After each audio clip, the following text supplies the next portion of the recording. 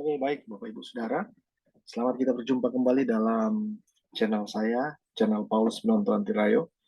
Saat ini saya akan membagikan uh, pengetahuan bagi Bapak Ibu Saudara mengenai skripsi, ya, atau sifat metode penelitian. Ya, ternyata dalam skripsi itu ada sifat metode penelitian, dan saat ini kita akan belajar bersama-sama mengenai sifat metode penelitian. Dan sifat metode penelitian ada beberapa, namun saya akan mengemukakan beberapa hal. Dalam hal ini penelitian pasti, ya, pasti ada sifat metode penelitian yang perlu diperhatikan, ya, berdasarkan masalah yang kita temui dan kita teliti, yaitu metode penelitian historis. Nah, metode penelitian historis ini adalah uh, sifat penelitian yang ingin kembali mengkonstruksikan, ya, kejadian yang sudah lama secara terstruktur dan objektif.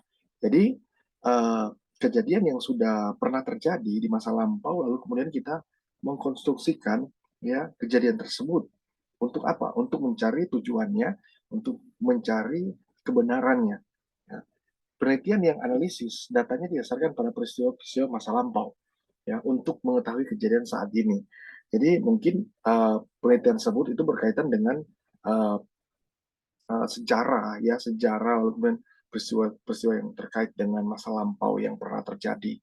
Dan metode historis ini, ya, uh, meliputi pengumpulan data dan penafsiran, ya, dengan gejala-gejala peristiwa yang timbul di masa lalu, yang menggambarkan secara kritis seluruh kebenaran, seluruh kejadian atau fakta untuk membantu mengetahui apa yang harus dikerjakan di masa mendatang. Nah, kemudian di sini saya punya langkah-langkah untuk membuat skripsi dengan metode historis. Ya. Yang pertama itu adalah kita menentukan topiknya dulu, judulnya apa. Ya, itu langkah pertama karena penting sekali kita menemukan topiknya dulu, kita cari, yaitu kita memilih topik yang akan diteliti.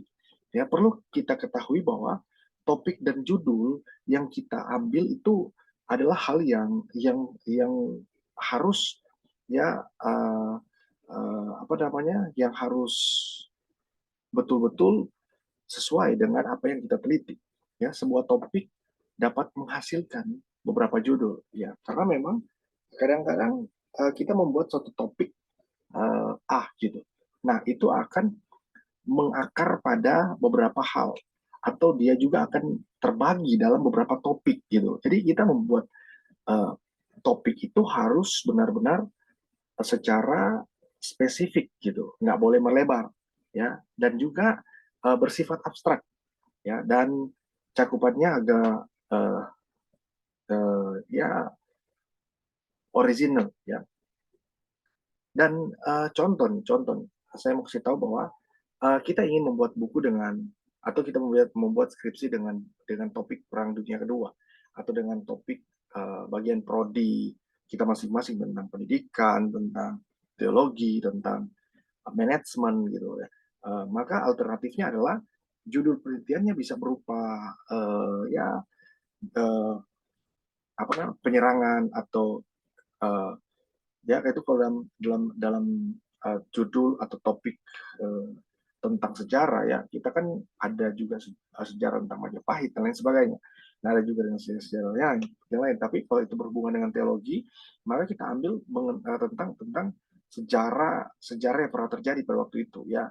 Mungkin sejarah pada waktu Daud menjadi seorang raja, atau sejarah pada waktu Abraham, ya, Abraham hidup di masa itu, atau juga sejarah-sejarah yang lain. Nah, seperti itu, ya, tergantung prodinya. Nah, kita perlu menarik sejarah tersebut untuk kita kaji lebih dalam lagi. Nah, kemudian juga syarat penentuan topik itu, uh, syarat penentuan topiknya itu ada dua, ya, yaitu kriteria, ya, kriteria dan pendekatan terhadap uh, peneliti itu sendiri, ya. Yang pertama, kriteria topik. Ya, kriteria topik ini, ya, topik yang diteliti harus unik, ya, harus unik dan kesatuan, harus praktis dan original. Unik artinya begini, unik artinya dapat memancing ya keingintahuan pembaca, ya keingintahuan pembaca skripsi kita atau karya tulis kita lewat topik tersebut, maka uh, itu akan membuat sesuatu yang membuat kita memancing, memancing ingin ingin supaya para audiens atau para pembaca tersebut tertarik dengan topik kita gitu. Nah, kemudian uh, itu juga harus bernilai ya. Kalau kalau dalam pandangan saya ya, bernilai itu dia harus punya value ya. Artinya hasil penelitian yang kita buat itu juga bermanfaat bagi perkembangan ilmu pengetahuan ya dan masyarakat. Itu harus berkaitan dengan bernilai nggak apa yang kita buat. Nah, kalau nggak bernilai, ya udah nggak usah dibuat gitu. Nah, kita harus punya sasaran gitu, apakah karya tulis saya itu bernilai atau tidak bernilai. Nah, kalau dia bernilai, otomatis itu akan um, memberikan wawasan, pengetahuan, ya, knowledge kepada masyarakat dan kepada para pembaca seperti itu. Nah, itu yang harus diperhatikan. Kemudian juga kriteria topik itu yang juga kita harus pikirkan adalah praktisnya ya gitu, praktis. Nah, praktis ini apa? Praktis ini artinya peneliti dapat mengakses bukti-bukti dan dokumen sejarah ya sesuai dengan kemampuannya. Nah, kita harus bisa membaca buku-buku mengenai sejarah gitu, historis. Buku apa gitu kan terkait dengan sejarah yang kita tulis, maka kita akan mengambil buku yang sesuai dengan topik kita tentu. Jangan kita ambil buku yang tidak sesuai dengan topik kita. Nah, jadi memang kita harus mengambil uh, buku-buku atau referensi yang sesuai dengan topik kita. Nah, itu yang membuat uh, skripsi kita atau karya tulis kita nyambung dengan mulai dari pendahuluan, latar belakang dan lain sebagainya itu nyambung satu dengan yang lainnya. Kemudian juga original ya, keasliannya gitu atau original ya. Artinya penelitian tersebut merupakan hasil pemikiran usaha ya dan dilakukan atas kehendak sendiri. Nah, jadi bukan karena karya orang lain gitu. Bukan karena karya si A, karya si B karena sudah pernah meneliti tersebut lalu kemudian di plagiat dia mengambil suatu karya tulis orang lain dan itu disebut plagiat. Jadi harus original ya. Dia harus original uh, yang kemudian topik ini juga ya dipilih uh, uh, bisa menghasilkan pandangan lain terhadap suatu teori atau peristiwa sejarah. Nah, artinya begini, dia membuat suatu karya tulis atau skripsi dan itu akan menghasilkan peristiwa sejarah gitu dan menghasilkan teori. Nah, kalau kita membuat suatu karya tulis tetapi tidak memiliki hasil, tidak memiliki uh, pandangan tersendiri atau juga kita nggak punya kesimpulan mengenai karya kita atau bahkan mungkin kesimpulannya sama seperti apa yang dibuat orang lain, maka itu dinamakan plagiat. Kita nggak boleh ya. Dalam dunia akademis, dalam dunia pendidikan itu kita harus membuat seperti uh, apa yang menjadi kehendak kita sendiri dalam penelitian tersebut. Ya, seperti itu. Nah, kemudian ada juga kedekatan penelitian, ya, kedekatan penelitian. Ya, sebelum kita memulai penelitian sejarah, maka alangkah baiknya jika topik yang kita pilih itu sudah kita kuasai. Nah, kebanyakan para pembuat skripsi gitu, nah dia nggak bisa menguasai topiknya, dia sudah membuat skripsi mengenai apa yang dia buat gitu. Jadi memang hal ini dikenal sebagai kedekatan intelektual ya, yang berhubungan dengan kemampuan ya, kemampuan akademik ya. Tentu dalam prodi kita masing-masing. Tujuannya agar peneliti yang kamu atau yang Bapak Ibu lakukan benar-benar berkualitas gitu ya. Jadi jangan sampai kita membuat skripsi nggak berkualitas dengan masalah-masalah yang sebenarnya tidak perlu ya kita ulang-ulang kembali ya. Baiknya kita harus pilih nih, kuasai dulu benar gitu. Jangan dulu kita nih baru nih kita pilih topik berkenaan dengan pendidikan, tapi kita nggak kuasai uh, topik tersebut atau kita pilih tentang topiknya tentang manajemen atau topiknya tentang sosial gitu atau topiknya tentang guru gitu, atau topiknya tentang apa namanya, tentang uh, salah satu tentang seseorang gitu ya, yang kemudian menjadi pembuat sejarah gitu. Nah, kita nggak kuasai gitu. Kita juga nggak kuasai tentang variabel, kita nggak kuasai tentang subtema gitu. Sehingga yang terjadi adalah apa? Yang terjadi adalah kita nggak benar-benar membuat skripsi dengan baik gitu. Nah, selain itu juga topik penelitian sejarah juga harus mempunyai kedekatan emosional dengan penelitian. Artinya peneliti memiliki ketertarikan dan minat untuk menelaah isu yang dibahas. Jadi kalau kita nggak tertarik dengan topik gitu, kita agak sulit untuk meneliti gitu. Agak sulit kenapa? Karena tidak sesuai dengan emosional, tidak sesuai dengan kemauan kita. Ya. Semakin tinggi minat nih, ya semakin cepat penelitian tersebut selesai. Karena begini, nggak mungkin dong gitu kita meneliti satu satu peristiwa gitu, kita sendiri nggak suka dengan peristiwa itu gitu. Nah, itu akan stagnasi, akan juga nggak akan berjalan dengan baik.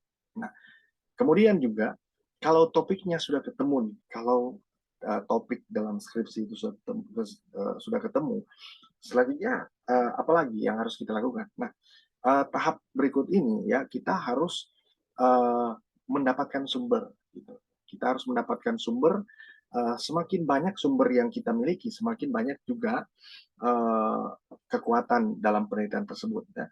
Semakin cepat penelitian tersebut selesai juga itu karena apa? Semakin tinggi minat. Dan juga uh, kita juga mendapatkan sumber-sumber ya, data-data dan bukti-bukti pendukung. Nah, bukti pendukung ini disebut dengan ya heuristik. Heuristik ini adalah uh, yang saya juga perlu beritahukan kepada Bapak Ibu Saudara bahwa ini pengumpulan data, ya, cara pengumpulan data heuristik, ya. Artinya begini, heuristik itu dari bahasa Yunani adalah heurisken, ya, heurisken yang artinya menemukan, ya. Nah, jadi dalam hal sejarah, heuristik merupakan tahap pencarian dan pengumpulan, ya, atau menemukan masalah-masalah yang diteliti. Jadi tujuannya agar peneliti bisa menghasilkan penelitian yang bermutu, yang maksimal ya dengan informasi sebanyak-banyaknya. Nah, jadi kita perlu ya mengkaji dalam pandangan pengumpulan sumber ya. Ya, juga heuristika itu adalah seni ilmu pengetahuan ya. Kita harus bisa membuat suatu karya tulis dengan pengumpulan data dari referensi apapun. Ya mungkin kita perlu ya pengkajian di situ. Ada pengkajian, ada bukti-bukti ya, ada juga sumber-sumber yang menjadi pendukung ya gitu. Kan nggak mungkin kita nih buat skripsi, tetapi kita nggak punya pendukung, nggak punya footnote gitu kan. Nah itu tidak disebut sebagai karya tulis. Nah karya tulis disebut sebagai karya ilmiah, yaitu kalau kalau dia itu menggunakan footnote, ya menggunakan bukti-bukti pendukung seperti ya daftar pustaka yang kemudian kita ambil dari beberapa referensi para penulis buku, ya seperti itu ya. Jadi begini, ini menurut Samsudin ya, Samsudin bahwa heuristik adalah sebuah kegiatan mencari sumber-sumber untuk mendapatkan data-data atau materi-materi, ya. Ya.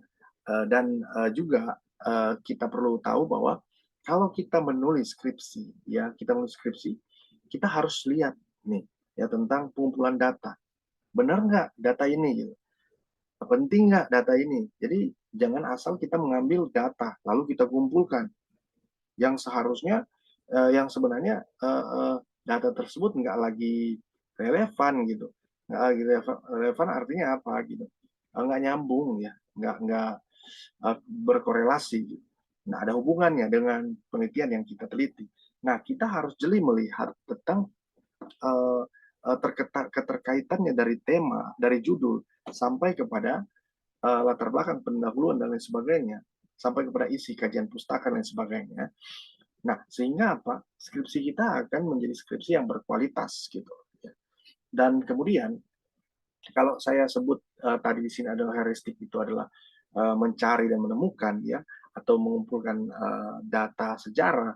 ya, bukan kegiatan yang gampang. Jadi hal ini juga sebenarnya agak sulit ya untuk mengambil referensi dari toko-toko buku gitu, membaca suatu karya tulis atau dalam apa namanya perpustakaan kita mencari buku tersebut. Nah ini nggak gampang ya, ternyata agak sulit karena referensi buku yang harus kita baca itu bukan hanya satu buku saja, jadi ada beberapa buku yang harus kita kita lakukan penelitiannya dan kemudian kita akan dapat hasil yang bagus di sana. Nggak juga kita langsung mengcopy paste gitu suatu buku lalu kita taruh di dalam skripsi kita. Nah, jadi nggak mudah. Nah, untuk itu uh, perlu perlu yang namanya uh, ya semangat di sana ya, uh, keuletan, ya, diperlukan beberapa prasyarat ya, dengan baik ya. Karena begini, prasyarat pertama yang harus kita miliki adalah apa? Kita harus memiliki pemahaman, pengetahuan ya, tentang apa? Tentang peristiwa yang diteliti. Ya itu yang harus kita punya. Kita harus punya pemahaman pengetahuan. Kalau kita nggak punya pemahaman pengetahuan tentang peristiwa yang kita teliti, maka semua yang kita buat itu nggak akan nyambung ya. Kenapa? Karena pengetahuan itu ada beberapa hal juga, yaitu pengetahuan awal atau prior knowledge gitu ya. Jadi ya, kita harus memiliki informasi dan pengetahuan yang diperoleh ya, yang diperoleh melalui penelitian dan empiris yang sudah dimiliki seseorang ya. Karena memang begini, dari para penulis buku mereka kan sudah terbentuk nih cara berpikirnya, cara pengkajiannya. Jadi kita belajar dari mereka untuk apa? Untuk menyikapi ya, untuk respon situasi dan kondisi yang dihadapi gitu. Nah, kita belajar dari para ahli yang lebih tahu dari kita, sehingga begini. Nah, itu juga harus ada bimbingan, harus juga kita tahu ngerti di mana dan apa yang harus kita lakukan sebagai seorang penulis buku atau penulis skripsi gitu. Kita juga nggak boleh tidak belajar gitu. Kita harus belajar dari mereka yang lebih berpengalaman, lebih punya confidence gitu. Mereka harus punya apa juga ya, kemampuan juga mereka harus, dan kita harus juga punya hal itu supaya dapat mendukung skripsi kita. Nah, kemudian dalam bidang pendidikan, knowledge memiliki peran yang sangat menentukan ya, ya untuk keberhasilan pencapaian tujuan pendidikan itu sendiri. Nah, dalam konteks heuristik, pengetahuan awal tentang tema penelitian atau peristiwa yang diteliti sangat mempengaruhi dalam melakukan kegiatan di lapangan. Nah, jadi pengetahuan awal nih, itu sangat berperan penting dalam melakukan kegiatan di lapangan. Jadi ini kita melakukan suatu penelitian, ya, lalu kemudian kita meneliti suatu penelitian gitu. Nah, itu harus didukung dengan pengetahuan awal gitu. Nah, pengetahuan awal ini yang sudah saya sebutkan tadi adalah memiliki pemahaman pengetahuan ya. Dengan apa? Ya, seperti apa? Seperti prior knowledge ya, adalah informasi yang diperoleh melalui pendidikan dan empiris. Nah, di situ kita gali, kita cermati, kita lihat baik-baik, pahami baik-baik seperti apa yang kita harus lakukan. Nah, ya, yaitu kita meresponi situasi dan kondisi yang dihadapi ya, atau kita kita uh, harus ya memperoleh ya, melalui pendidikan ya, melalui di mana kita uh, juga belajar di salah satu perguruan tinggi seperti itu. Nah, hal-hal itu yang membuat kita justru makin tahu nih membuat skripsi seperti apa gitu. Lalu kemudian tentang hal-hal ini juga kita harus tahu ya, tentang jenis dan cara memperoleh sumber sejarah. Kita harus pahami. Jadi kita harus pahami tentang jenisnya gitu dan cara memperoleh sumber sejarah. Kalau kita nggak tahu tentang jenis, lalu kemudian sumber sejarahnya, maka kita juga nggak akan bisa juga menjawab dengan baik ya pertanyaan-pertanyaan yang ada. Nah, sumber tulisan. Nah, ini juga kita jenis ya, jenis dan lain sebagainya ya. Sumber tulisan itu sumber ini berbentuk naskah ya, arsip buku ya. Kemudian juga tulisan di prasasti ya. Kamu atau kita nih atau Bapak Ibu Saudara itu bisa mencari di mana, di Perpustakaan Nasional atau museum ya, serta lembaga tertentu ya, tergantung topik yang kita bahas ya. Kita harus mencari itu dan kita menemukan di sana karena berkaitan dengan alat alat bukti, dengan referensi yang harus kita lakukan itu juga sangat terkait dengan karya-karya tulis kita. Nah, juga adalah dan kemudian adalah sumber lisan. Ya. Sumber lisan ini ya diperoleh dari kesaksian pelaku atau saksi peristiwa di masa lalu. Ya, contoh nih, suatu peristiwa yang terjadi di masa lampau, terus orang tersebut itu masih hidup nih. Nah, kita wawancarai dia gitu. Kemudian dia akan memberikan jawaban dari hasil penelitian kita melalui orang tersebut. Maka kita akan mendapat suatu kesimpulan seperti itu. Nah, kita mewawancarai mereka dengan secara langsung ya ataupun melalui telepon. Gitu. Nah, akan tetapi juga perlu sedikit usaha untuk mendapatkan sumber lisan seperti ini karena tidak semua orang mau diwawancarai ya. Ya kita harus bertanya dan mendapatkan persetujuan lebih dahulu dari mereka. Jadi biasanya nih kita mau wawancarai si A gitu. Kadang-kadang kan dia sibuk gitu atau kadang-kadang kan dia nggak punya waktu gitu atau mungkin dia lagi sedang bersama dengan keluarganya lagi ke mana gitu atau lagi sedang liburan kan nggak itu agak sulit gitu atau seperti apa gitu kan atau juga yang ada juga orang yang kita minta informasi nih sama dia tapi dia kurang ya atau nggak respect dengan kita atau juga mungkin kendala-kendala yang lain yang membuat kita agak susah. Nah, sehingga kita harus beralih ke orang lain gitu untuk meminta informasi atau orang tersebut dia nih sumber sejarah nih, tetapi dia kurang bisa berkomunikasi dengan baik atau justru uh, dia nih punya komunikasi yang baik, tapi juga ada kendala-kendala yang membuat kendala-kendala lain yang membuat dia justru nggak memberikan informasi kepada kita gitu. Nah, sumber benda nih, sumber benda. Nah, jadi ini masuk dalam uh, sumber sejarah ya. Tadi sumber lisan, kemudian sumber benda. Sumber benda ya pasti kita tahu bahwa uh, sumber benda itu seperti apa. Ya, seperti apa? Dapat berwujud fosil ya. Kalau kita membuat suatu penelitian mengenai tentang apa ya ilmu bumi atau tentang pendidikan dan lain sebagainya kan biasanya nih ada saja yang perlu kita perlukan seperti kita harus bisa punya ukuran gitu kan. Nah, kita bisa menemukan itu di museum gitu. Nah, atau cagar budaya atau objek wisata bersejarah seperti itu. Itu kalau orang dalam penelitian mengenai atau prodi sosial seperti itu atau pendidikan dan lain sebagainya. Nah, bagaimana dengan apa namanya dengan teologi? Nah, sumber bendanya adalah Alkitab, gitu.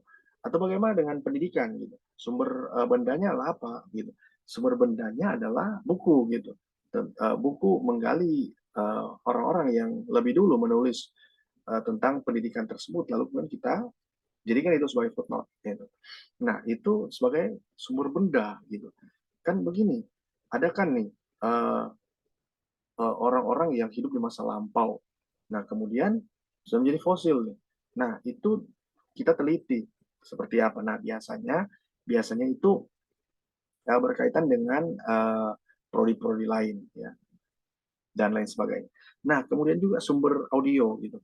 Nah, kita juga harus tahu bahwa ada berbagai sumber ini dan termasuk juga sumber audio dan visual, lalu kemudian audio visual itu harus ada dalam penelitian kita. Nah, sumber ini berbentuk rekaman suara.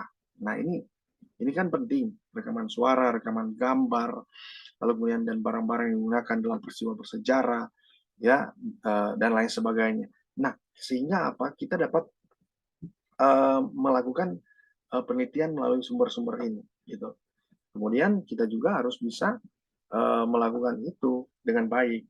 Nah, dan Bapak Ibu Saudara, jenis. Nah, kita masuk dalam jenis tentang verifikasi. Ya, tahap ketiga yaitu verifikasi. Nah, verifikasi ini adalah proses pemeriksaan terhadap keaslian dan kebenaran sumber sejarah. Nah, kenapa harus punya ini? Karena tujuannya agar supaya menguji fakta, gitu. Ya, menguji fakta sejarah dari sumber yang peneliti dapatkan. Kadang-kadang kan nih sumbernya nggak jelas, lalu kemudian kita taruh dalam skripsi kita atau karya tulis kita kan nggak mungkin dong itu tidak akan terverifikasi gitu. Nah itu yang harus kita miliki gitu. Nah, terus verifikasi juga ada jenisnya. Jenis verifikasi itu ada dua jenis. Yang pertama, kritik ekstern ya. Kritik ekstern ini adalah berhubungan dengan fisik atau hal-hal dari luar. Nah, di tahap ini penelitian atau seorang subjek ini harus bisa menguji keaslian sumber sejarah secara fisik dan bahan lewat panca indera.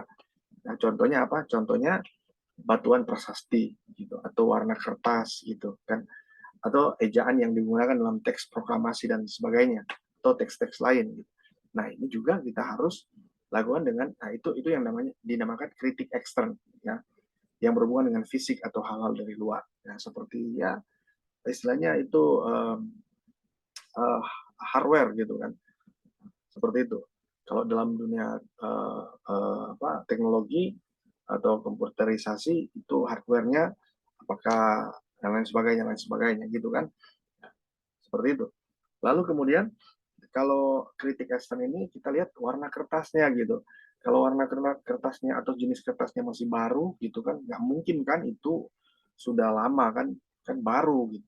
Tapi coba kalau jenis kertasnya seperti apa, dibuat tahun sekian atau abad kesekian, nah itu originalnya mulai mulai uh, uh, mulai mendekati pada original ya, pada hal yang kita teliti. Nah, kemudian yang kedua adalah kritik intern. Kritik intern ini adalah kritik di dalam gitu, berhubungan dengan informasi yang tercantum dalam isi sumber sejarah. Nah, di tahap ini peneliti itu menguji apakah informasi ya tersebut fakta atau tidak ya, atau justru sebaliknya. Nah, misalnya ketika kita mempunyai sumber beberapa tulisan gitu, peneliti bisa memeriksa ya keasliannya ya lewat kop surat gitu, stempel atau tanda tangan pihak-pihak yang bersangkutan. Nah, itu yang membuat kita tahu nih, oh ini uh, karya tulis asli nggak, karya tulis plagiat nggak, atau karya tulis ini uh, dilakukan dengan dengan apa usaha-usaha dari si peneliti seperti itu. Nah, jadi inilah yang harus diperhatikan sebagai seorang peneliti atau penulis skripsi, sehingga kita dapat memahami dengan baik ya jenis-jenis atau sifat-sifat metode penelitian tersebut. Sampai di sini pembahasan saya mengenai sifat metode penelitian, dan selamat kita berjumpa kembali dalam video saya yang selanjutnya.